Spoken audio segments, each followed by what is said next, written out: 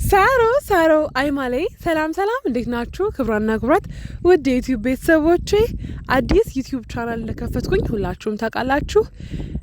ዩቲዩብ ቻናሌን ሰብስክራይብ በማድረግ ቤተሰብ የሆናችሁ ከዚህ በኋላም የምሰራቸውን ቪዲዮዎች እንዲሁም ደግሞ ይህንን ጨምሮ ሌሎች ቪዲዮዎች እንዲደርሷችሁ ቤተሰቦቼ እንድትሆኑ ዩቲዩብ ገጼን ሰብስክራይብ አድርጉልኝ።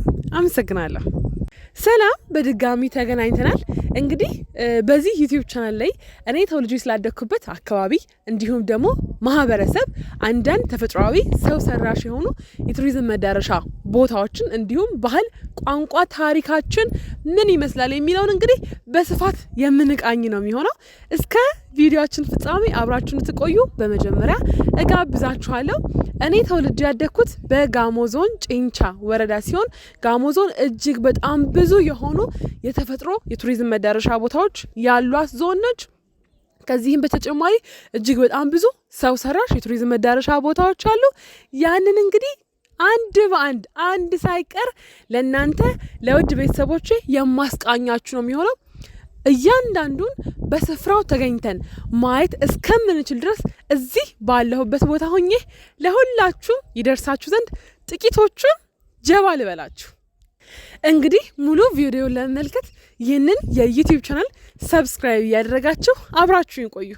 እንግዲህ ጋሞ ዞን ከምትታወቅባቸው እጅግ በጣም ብዙ ተፈጥሯዊ የሆኑ የቱሪዝም መዳረሻዎች አንዱ አሁን እኔ ያለሁበት ስፍራ ላይ በደንብ የሚታየው በዚህ ሳይድ የሚገኘው ወይም ደግሞ እኔ ባለሁበት በስተግራ የሚታየው የጫሞ ሐይቅ ሲሆን በስተቀኝ የሚገኘው ደግሞ የአባያ ሐይቅ ነው። ሁለቱን እኩል መሀል ለመሀል የሚከፍላቸው ደግሞ በተለምዶ የእግዜር ድልድይ እየተባለ የሚጠራው ሲሆን ይህ የምትመለከቱት ጫካ ይሄ የምትመለከቱት ደን እዚህ ውስጥ የአርባ ምንጭ ከተማ ስያሜውን ያገኘበት 40ና ከዛ በላይ የሆኑ ምንጮች እዚህ ደን ውስጥ ይገኛሉ ማለት ነው። እንግዲህ ይሄንን ስንመለከት የሰው እጅ ያልተጠበበበት በእውነቱ እጅግ ድንቅ የሆነ እጹብ ድንቅ የሆነ የፈጣሪን ስራ የምንመለከትበት ነው ማለት ነው። እንግዲህ ይህንን የአባያና የጫሞን ሐይቅ እንዲሁም የእግዜር ድልድይን መሰረት አድርገው ደግሞ እጅግ በጣም ብዙ ሆቴሎች፣ ሪዞርቶች ተገንብተው ለቱሪዝም መዳረሻው ክፍት ሆኖ እናንተን እየጠበቀ ይገኛል። በድጋሚ ይህንን ዩቲዩብ ቻናል ሰብስክራይብ በማድረግ ስለ ጋሞ ዞን የቱሪዝም መዳረሻ ቦታዎች፣ ስለ ህዝቦቹ፣ ስለ አኗኗሮቹ፣ ስለ ባህሉ በደንብ መረጃ የምታገኙ ይሆናል። አመሰግናለሁ። ሳሮ አይማሌ ሰላም እንዴት ናችሁ? ክብራና ክብራት ውድ ቤተሰቦቼ እንግዲህ ከተፈጥሮ ደግሞ ወደ ባህሉ ቀጥለናል። ዛሬ ስለዚህ እጅግ ድንቅ ስለሆነው ውብ ባህላችን ልነግራችሁ እዚህ ተገኝቻለሁ። ምናልባት የምትመለከቱት መቀመጫ ራቅ ብዬ እዚህ ጋር መቀመጤን አይታችሁ ትሁት ምን ነው እዛ ጋር እኮ መቀመጫ አለ፣ ለምንድን ነው እዚህ የተቀመጥሽው፣ ለምን ራቃልሽ የሚል ጥያቄ ከእናንተ ዘንድ መነሳቱ አይቀሬ ነው።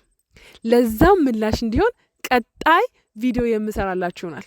እስከዛ ግን ስለዚህ ውብና ድንቅ ስለሆነው ባህላችን ትንሽ ልንገራችሁ።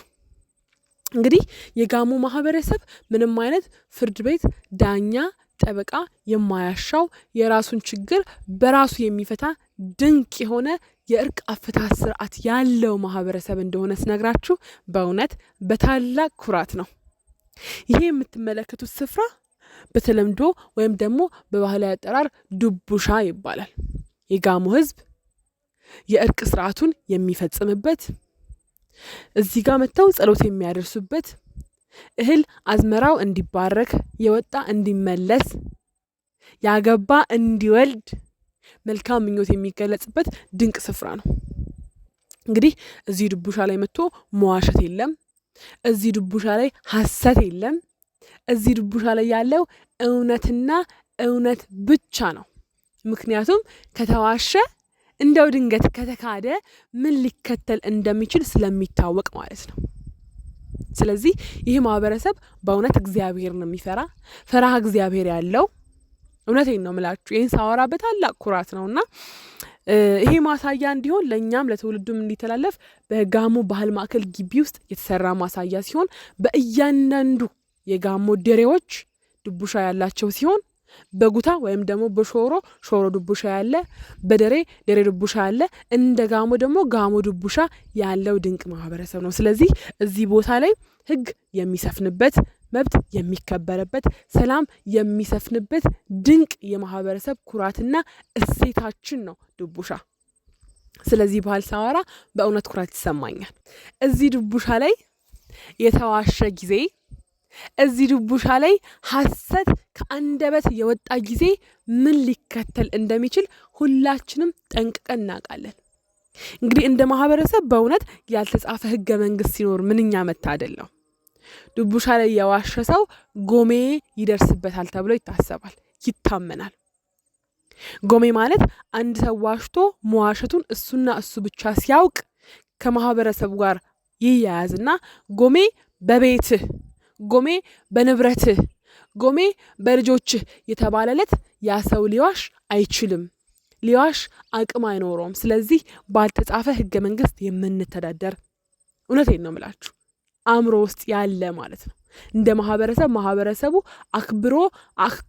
አክብዶ ትልቅ ቦታ ሰጥቶ ያስቀመጠው ድንቅ እሴት፣ ድንቅ ውብ፣ ድንቅ ባህል እውነቴን ነው የምላችሁ። በተለይም ደግሞ በዚህ ጊዜ ሀገራችን ካለችበት ሁኔታ ሊያወጣት የሚችል ብቸኛ መፍትሄ የጋሞ ድቡሻ ነው። የጋሞ የእርቅ ስርዓት ነው። የጋሞ እርቅ አፍታት ስርዓት ነው ተብሎ ቢነገር በእውነት ውሸት አይደለም። ስለዚህ ይህንን የምትመለከቱትን ድንቅ ባህል እየተዟዟራችሁ በሁሉም የጋሞ ማህበረሰብ ዘንድ እየዞራችሁ ይህንን ድንቅ ውብ ባህል ተፈጥሮ መመልከት እንድትችሉ ልጋብዛችሁ እወዳለሁ። ይህንን ዩቲዩብ ቻናል ሰብስክራይብ በማድረግ ሌሎችም እጅግ በጣም ብዙ ጠቃሚ የሆነ ስለ ጋሞ ማህበረሰብ ባህል፣ ቋንቋ፣ ወግ፣ ታሪክ፣ አኗኗር፣ የቱሪዝም መዳረሻ መረጃ ማግኘት ትችላላችሁ ስል በታላቅ ደስታ ነው። ሰብስክራይብ አድርጉት። እወዳችኋለሁ። በቀጣይ ደግሞ እጅግ በጣም ብዙ በሚያስደንቁ ቪዲዮዎች ደግሞ እመለሳለሁ። እስከዛ ሰላም ቆይልኝ። እወዳችኋለሁ። ባይ።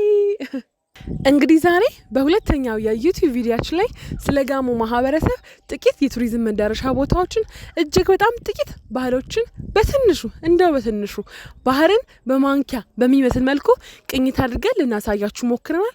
በቀጣይ ደግሞ ብዙ ነገሮችን የምናሳያችሁ ነው የሚሆነው። በድጋሚ ይህንን የዩቲዩብ ቻናል ሰብስክራይብ በማድረግ ቤተሰብ በመሆን እጅግ በጣም ብዙ ጠቃሚ መረጃዎችን ከኛ ዘንድ ያገኛሉ። ስለሚወዱን ቤተሰብ ስለሚሆኑ ከልብ እናመሰግናለን። አብራችሁን ቆዩ።